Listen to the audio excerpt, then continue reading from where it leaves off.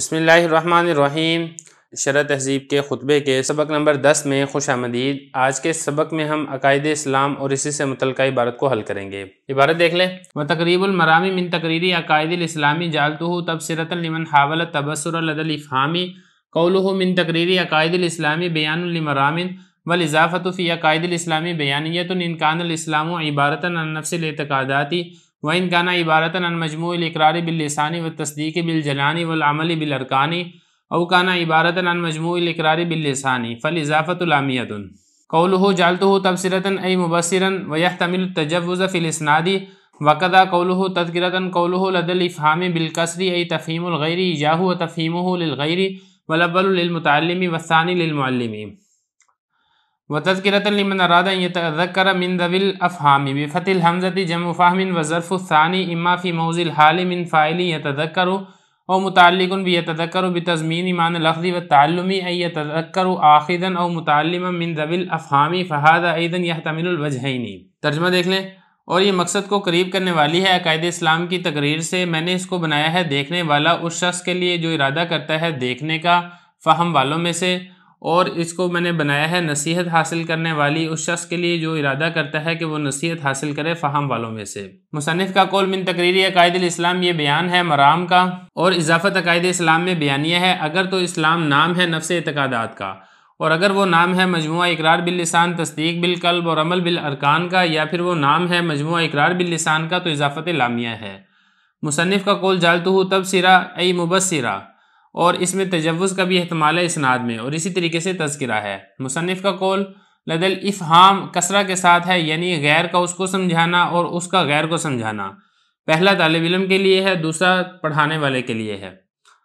یہ ہو گیا، یہاں سے دیکھیں حمزہ کے فتح کے ساتھ ہے، فہم کی جمع ہے، اور یہ دوسرا ظرف یا تو حال کی جگہ میں ہے فاعل سے، یتذکروا کے فاعل سے، یا پھر یہ یتذکروا کے متعلق ہے تضمین کے معنی کے ساتھ، اخذ اور تعلم کے معنی میں، یعنی یتذکروا آخذا و متعلما من ذوی الافہامی، تو یہاں پر بھی دونوں وجہوں کا احتمال ہے۔ عبارت ہو گئی ہے، ترجمہ ہو گیا ہے، اب چلتے ہیں اس کی تشریح کی طرف۔ تو ایک چیز تو آپ نے سمجھنی ہے، وہ یہ ہے کہ جو نیلے رنگ کی عبارت ہے یہ تہذیب کی عبارت ہے، اور اسی طریقے سے یہ بھی، اور یہ جو کالے رنگ کی عبارت ہے یہ شرح تہذیب کی عبارت ہے۔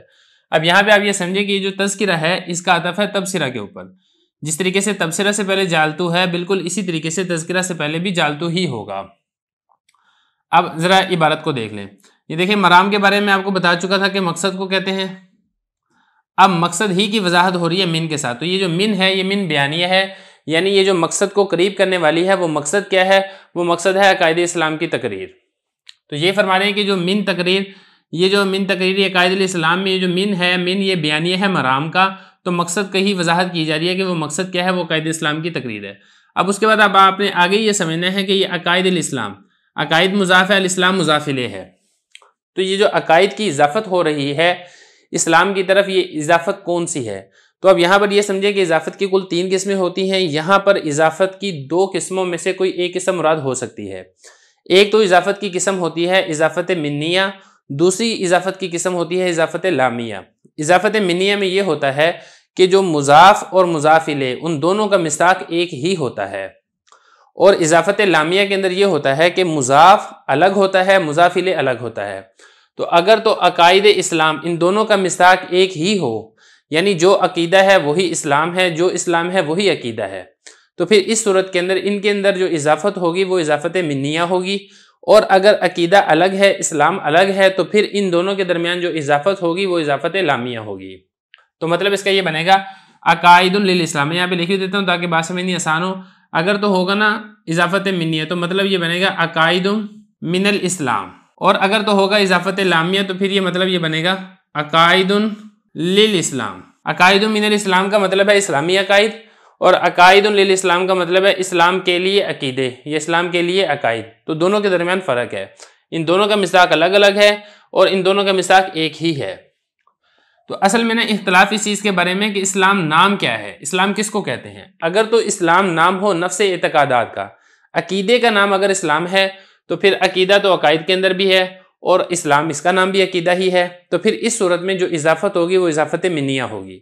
اور اگر اسلام نام ہے اقرار باللسان کا، یعنی زبان سے اقرار کرنا، دل سے تصدیق کرنا اور ارکان کے ساتھ عمل کرنا، اگر تو اسلام اس کا نام ہے نفس عقیدہ کا نام نہیں ہے تو پھر ان دونوں کے درمیان جو اضافت ہوگی وہ اضافت لامیہ ہوگی۔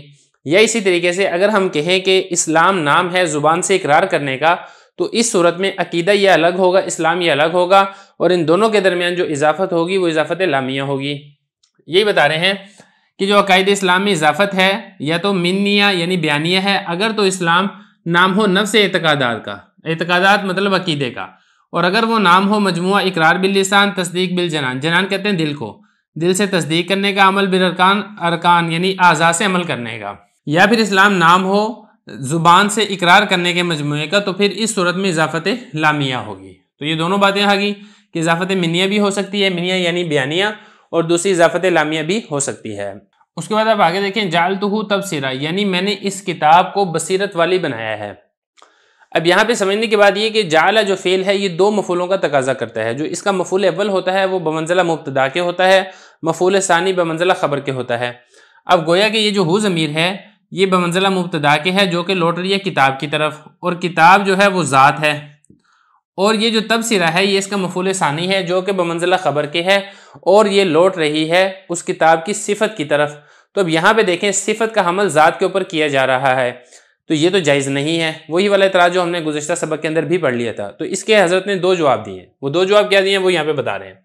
دیکھیں ایک جواب تو یہ ہے کہ یہ جو تبصرہ صفت ہے یہ مبصر کے معنی میں، اور مبصر اسم فاعل ہے، لہذا اسم فاعل کا جو حمل ہے وہ اسم کا حمل اسم کے اوپر ہو رہا ہے، اور یہ بالکل درست عمل ہے۔ ایک جواب اس کا یہ دیا گیا ہے۔ دوسرا جواب اس کے اندر یہ دیا گیا ہے کہ اس کے اندر تجوز فی الاسناد کا بھی احتمال ہے۔ تجوز فی الاسناد کا مطلب ہے مجاز عقلی۔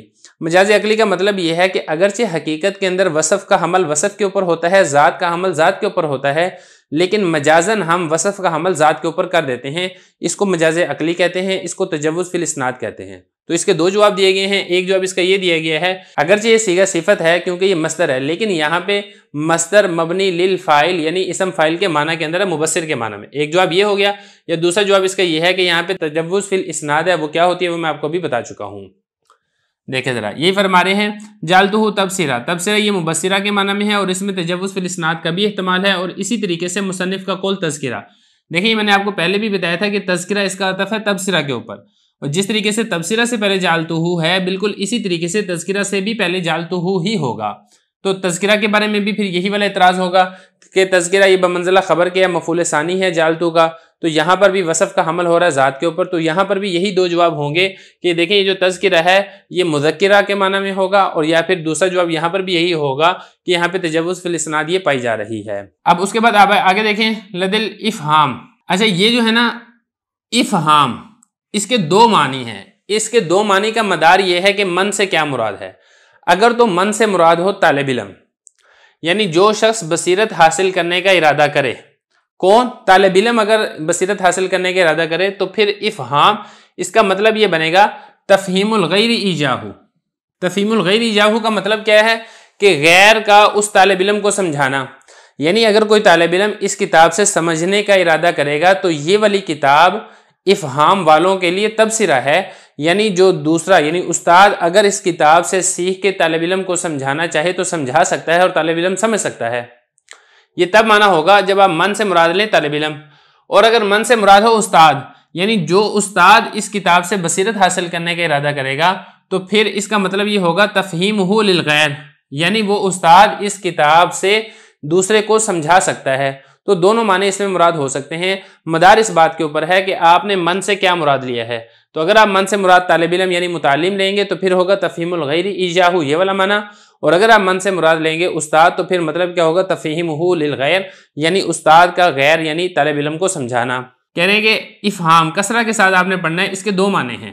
ایک تو اس کا معنی ہے تفہیم الغیر ایجاہو، غیر کا سمجھانا ایجاہو اس کو یعنی اس طالب علم کو، اور دوسرا اس کا معنی کیا ہے تفہیمہ للغیر، اس استاد کا غیر کو سمجھانا یعنی طالب علم کو۔ پہلا جو معنی ہے وہ متعلم کے لیے یعنی طالب علم کے لیے ہے، اور دوسرا معنی وہ معلم یعنی استاد کے لیے ہے۔ تو مدار اس بات کے اوپر ہے کہ آپ من سے کیا مراد لیتے ہیں۔ اگر تو آپ من سے طالب علم مراد لیتے ہیں تو الگ معنی ہے، من سے اگر آپ استاد مراد لیتے ہیں تو الگ معنی ہے۔ وَتَذْكِرَةً لِمَنْ أَرَادَ أَنْ يَتَذَكَّرَ مِنْ ذَوِي الْأَفْهَامِ، اور میں نے اس کتاب کو تذکرہ یعنی نصیحت بنایا اس شخص کے لیے جو نصیحت حاصل کرنا چاہتا ہے فہم والوں میں سے۔ پہلی بات تو سمجھنے کی وہ یہ ہے کہ یہ افہام ہے، یہ افہام نہیں ہے۔ یہ جو اوپر تھا نا یہ اوپر افہام تھا، اور یہ کیا یہ افہام ہے. افہام یہ جمع ہے فہم کی, عقل و سمجھ کو کہتے ہیں. ذوی الافہام عقل و سمجھ والے, یعنی عقل و سمجھ والوں میں سے اگر کوئی شخص اس کتاب سے نصیحت حاصل کرنا چاہتا ہے تو میں نے اس کتاب کو نصیحت دینے والی بنایا ہے. تو یہ بتایا کہ یہ جو افہام ہے یہ حمزہ کے فتح کے ساتھ ہے, فہم کی جمع ہے. والظرف الثانی اما فی موضع الحال من فاعل یتذکر. اگلا مسئلہ دیکھیں, یہ جو نا مین حرف جر ہے ذوی الافہام, یہ اس من جار کا مجرور ہے. جار مجرور مل کر متعلق اس کے ہو رہا ہے. تو ترکیب کے اندر دو احتمالات ہیں, دونوں احتمالات کو ذکر کر رہے ہیں.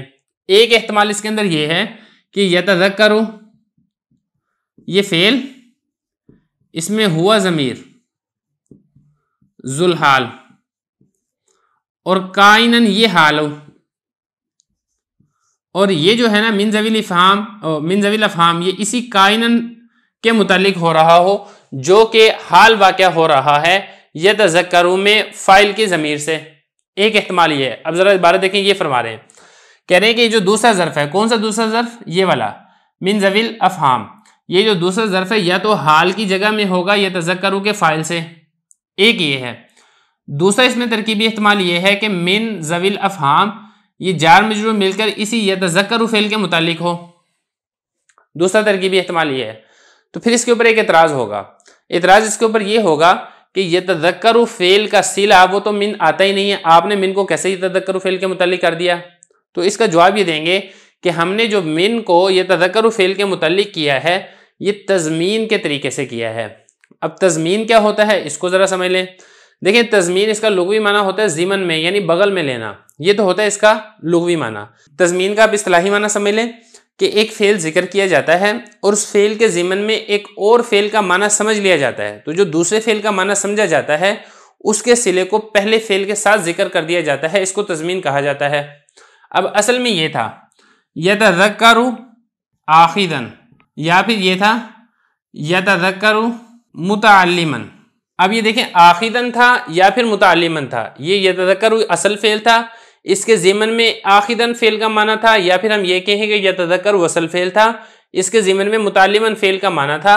اور یہ جو تھا نا من ذوی الافہام یہ صلہ بن رہا ہے متعلماً کا یا پھر یہ صلہ بن رہا ہے آخذاً کا.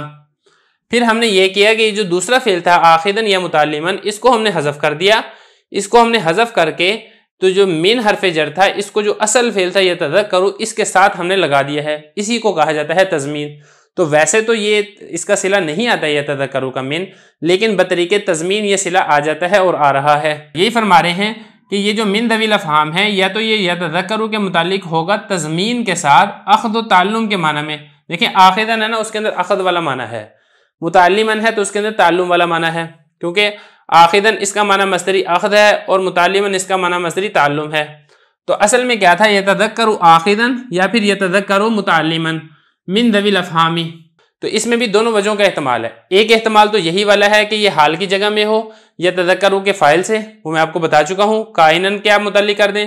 دوسرا احتمال اس کے اندر یہ ہے کہ بطریق تضمین آپ اس کو یتذکر کے متعلق کر سکتے ہیں.